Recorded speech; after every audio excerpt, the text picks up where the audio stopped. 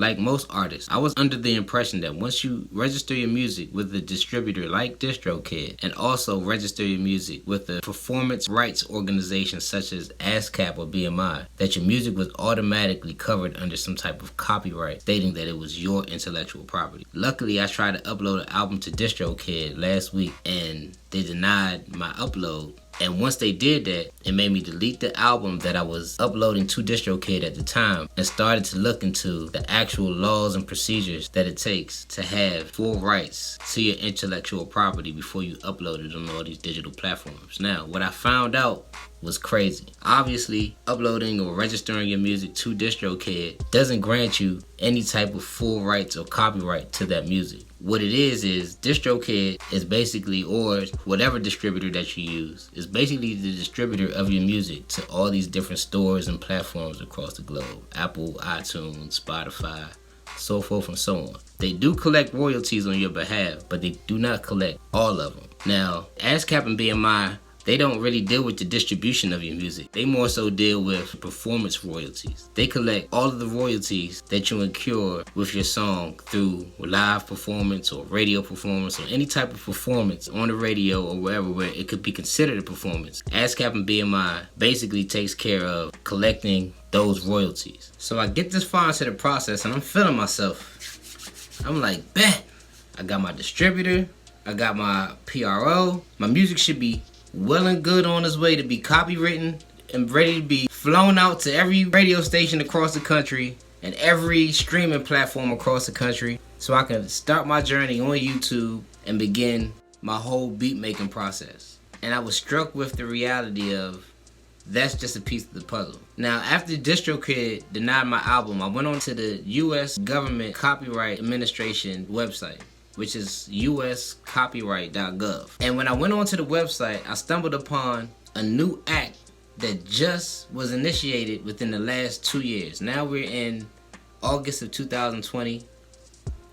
This particular Music Modernization Act was initiated in 2019, and it reads as such. The Copyright Act provides two separate protections related to music. Music compositions, also known as musical works, and sound recordings. Each has distinctive qualities, authors, and exclusive rights. Musical works refers to the music and the lyrics of a song. The copyright interest in the musical work belongs to the songwriters and the authors that created it. The recorded performance of a song is a sound recording. The authors to the sound recording can be the performers and the producers who make a creative contribution while making the recording.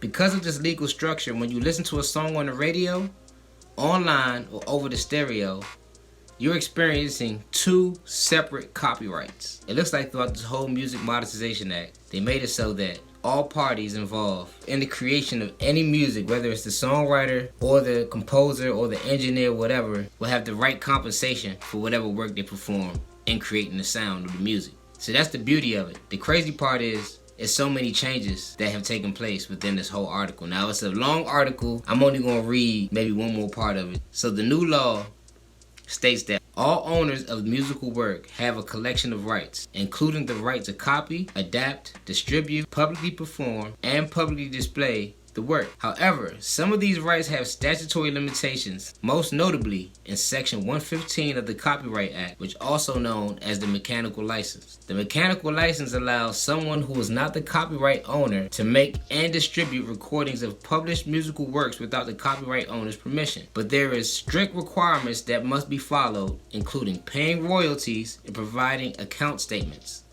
The mechanical license relates only to the rights of the reproduction and distribution of musical works under the Copyright Act. It does not convey permission to publicly perform, display, or sync uses of the song in the time with audio-visual material like a song plays during a movie scene. So, with that being said, if it was me today, doing it all over again, I would first sign up with a major PRO. It could be ASCAP or BMI. That seems to be the most expensive move that you'll have to make initially when it comes down to registering your work as a writer or a publisher. So you sign up with one of those PROs and you make sure that you have that in place. Once you have that in place, the second thing that I would do is I would sign up with Sound Exchange. Now Sound Exchange is another PRO, but the difference with Sound Exchange is that they deal with non-interactive streaming royalties. So whenever your music is being played on, XM radio, Pandora, somewhere in a coffee shop out East Wazoo, they're the ones that come in and they swoop in and make sure that you receive your royalties for those external non-interactive stream. And a non-interactive stream is basically any stream that you receive where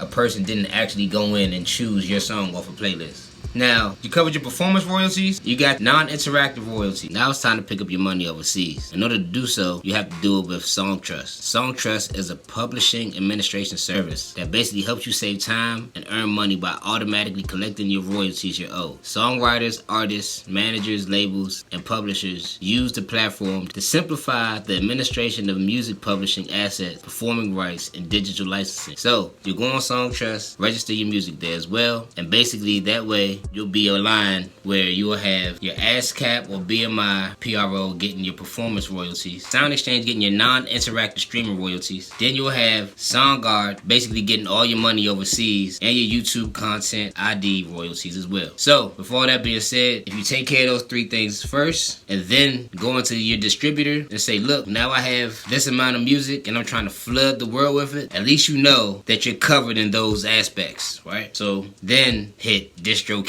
or CD Baby or whoever you're about to do this endeavor with and take them on and say, okay, now I want my music to be uploaded to Spotify and Apple Music and wherever it may be. Now, before that being said, those are 4 out of the 5 components that I found about as far as getting your royalties in order and getting your royalties that are due to you if your music does go all across the globe. But with all that being said, you still have to go down to the copyright office or go on to copyright.gov and literally register your music and have a formal copyright of your project or your digital work, right? So I went on to the copyright office and I saved you the time. I know you probably thinking to yourself, now how much could that possibly cost, right? I saved you the time. Smack the like button because you're going to need this information. The U.S. Copyright Office maintains a system of deposit accounts for convenience of frequent users of the office services. An individual or firm can establish a deposit account, make advance deposits into it, and charge copyright fees against the account balance, instead of sending separate remittance and applications and requests for services. To hold a deposit account with the office, you must 1. Request 12 or more transactions a year with the office, and 2, you have to maintain a minimum balance of $450. Take that information and do with it what you may, but there it is. So as you can see, not being able to upload my album to DistroKid was kind of a gift and a curse. I could have uploaded 10 songs to DistroKid, but I felt like there were so many steps that I skipped over before actually uploading any of that music. So from this video, what you should have picked up is that you first, yes, you need a distributor like DistroKid or one of the others that were mentioned, but you also need a PRO like ASCAP or BMI. You need Sound Exchange to actually pick up your non-interactive streaming royalties. And you need Songtrust or CD Baby or one of the bigger publishers to actually accrue your overseas royalties and your YouTube content ID. Had I jumped the gun and went ahead and uploaded all my music, I could have been in all types of problems down the road based off of not being knowledgeable about what was just being shared into this video. So, this is the second installment of this digital come up series. I hope that you got something informative from the video. Smash the like button. Don't forget to subscribe. And whatever you do, man, stay bossed up. Boss heavy activity. Until next time.